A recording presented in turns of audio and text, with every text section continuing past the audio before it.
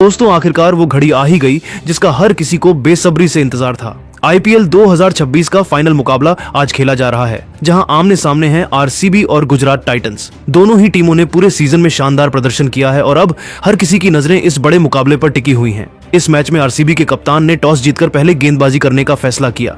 जैसे ही यह फैसला आया, हर किसी को लगा कि नई गेंद से तेज गेंदबाजों को मदद मिलेगी और गुजरात के बल्लेबाजों को शुरुआत में परेशानी का सामना करना पड़ सकता है। लेकिन मैदान पर जो हुआ उसने पूरे स्टेडियम का माहौल बदल दिया। गुजरात टाइटंस की तरफ से एक बार फिर शुभमन गिल और साई सुदर्शन ओपनिंग करने उतरे। हालांकि इस बार शुरुआत पिछले मुकाबलों जितनी आसान नहीं रही। जोश हेजलवुड और भुवनेश्वर कुमार ने शुरुआती ओवरों में कसी हुई गेंदबाजी की। पहले 3 ओवरों में गुजरात सिर्फ 20 रन ही बना सकी थी, लेकिन चौथे ओवर में शुभमन गिल ने अपना गियर बदल दिया। उन्होंने भुवनेश्वर की गेंद पर शानदार कवर ड्राइव खेलकर चौका लगाया और फिर अगली ही गेंद को डीप मिड विकेट के ऊपर से छक्के के लिए भेज दिया। स्टेडियम में बैठे गुजरात के फैंस खुशी से झूम उठे। दूसरी तरफ साई सुदर्शन भी धीरे धीरे लय में आ गए।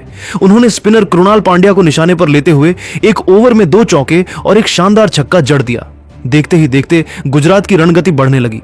पावर प्ले समाप्त होने तक गुजरात बिना कोई विकेट गंवाए 71 रन बना चुकी थी। दोनों बल्लेबाज शानदार लय में नजर आ रहे थे।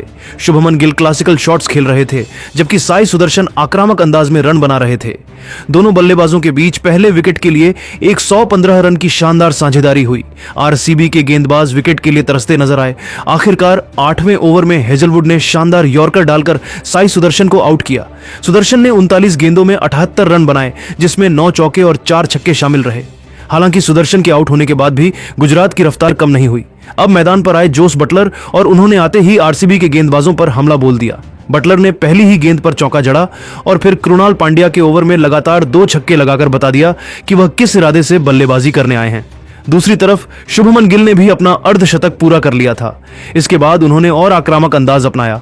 उन्होंने यश दयाल की गेंद पर लगातार 2 चौके लगाए और फिर लॉन्ग ऑन के ऊपर से शानदार छक्का जड़ दिया। पूरा स्टेडियम तालियों से गूंज उठा। गिल अपने शतक की ओर बढ़ रहे थे, लेकिन 90 के आंकड़े के करीब पहुंचकर वह बड़ा शॉट लगाने की कोशिश में आउट हो गए।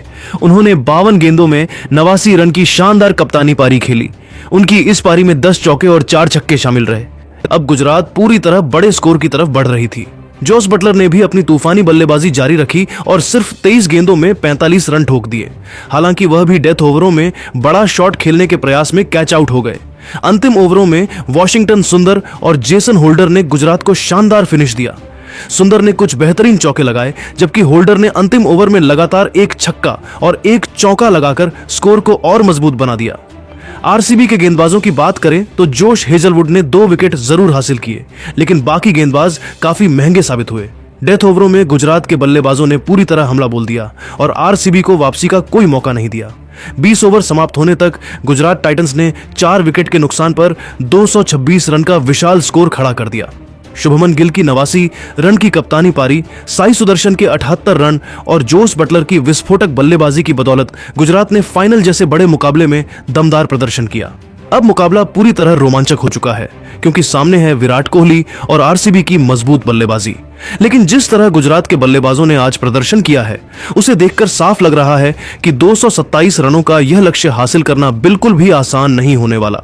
तो दोस्तों, अब देखना दिलचस्प होगा कि क्या आरसीबी इस विशाल लक्ष्य का पीछा कर पाएगी या फिर गुजरात टाइटंस ट्रॉफी उठाकर इतिहास रच देगी।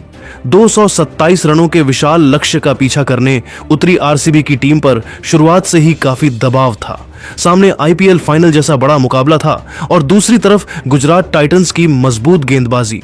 लेकिन स्टेडियम में मौजूद हजारों फैंस की उम्मीदें एक ही खिलाड़ी पर टिकी हुई थीं, विराट कोहली। जैसे ही विराट कोहली और जैकब बेथेल मैदान पर उतरे, पूरे स्टेडियम में कोहली कोहली के नारे गूंजने लगे।